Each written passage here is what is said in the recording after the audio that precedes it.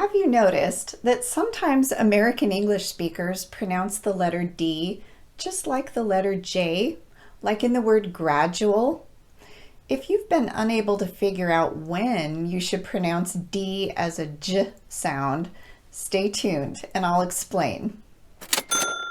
Hi, I'm Lori from Pronunciation Pro. In each of my videos, I provide just a snippet of information about American English pronunciation. A snippet is a small amount of something.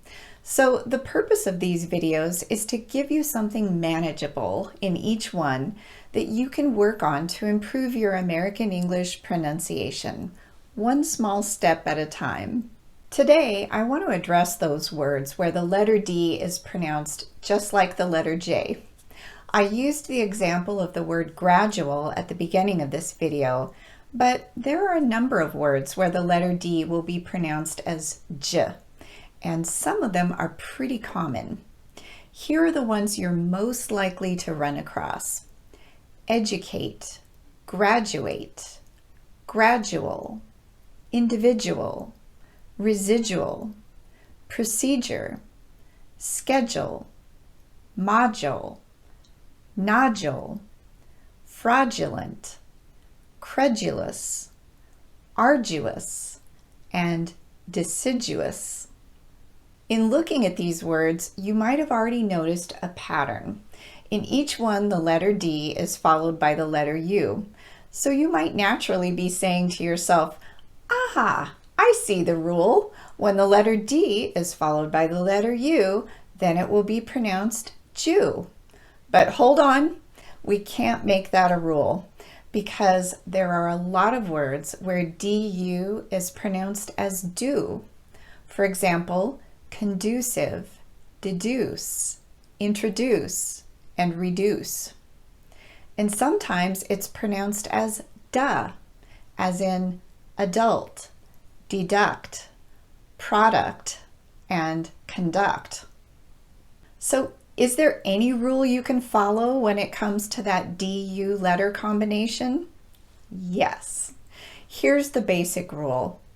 When D is followed by a long U sound, so oo, and it doesn't fall in the stressed syllable, that's important, it will usually be pronounced as Jew.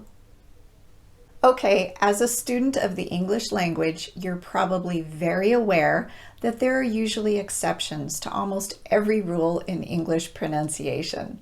So let's talk about those exceptions. First of all, the D-U-C-E word ending is never pronounced as juice, even when that syllable is not stressed, as in the noun form of this word, which is pronounced produce. For example, farmers sell their produce to grocery stores. I'm not stressing that deuce ending, but I'm also not pronouncing it as juice. So this would be an exception to our rule. Here's another one. The ending on the word procedure was once pronounced as jur, but it's been reduced over time to jur by American English speakers. However, we still follow the same pronunciation rule as if that D-U-R-E ending was not reduced. So we pronounce it procedure, not procedure. And in a similar manner, in words with the D-U-L letter combination, Americans have, over time, reduced the long U sound to more of a schwa vowel. So it's schedule, not schedule, module, not module, nodule, not nodule, fraudulent, not fraudulent, and credulous, not credulous. Let's practice each of the words I listed at the beginning of this video in sentences. And as I always tell you to do in my videos, I want you to hit the pause button after each one and try to say it exactly like I did without changing it at all. Are you ready? Here we go. Educate, Educate. We need to educate our children well. Graduate. Graduate. She will graduate in May. Gradual. Gradual. There has been a gradual decline in the club's membership. Individual. Individual. Every individual on the team is necessary to our success. Residual. Residual. I still have some residual doubt about his motives. Procedure. Procedure. Our marketing procedure has been changing over time. Schedule. Schedule. I need to schedule a meeting with her.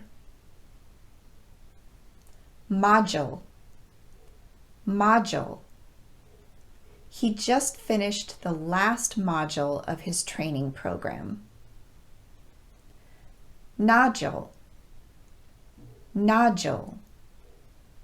The singer developed a nodule on her vocal cords.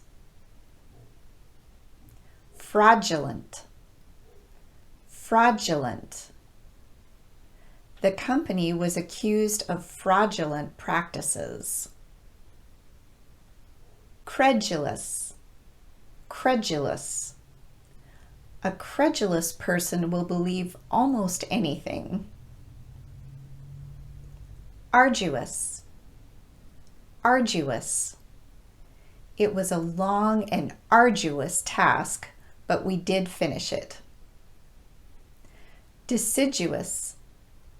Deciduous. Deciduous trees lose their leaves in the fall.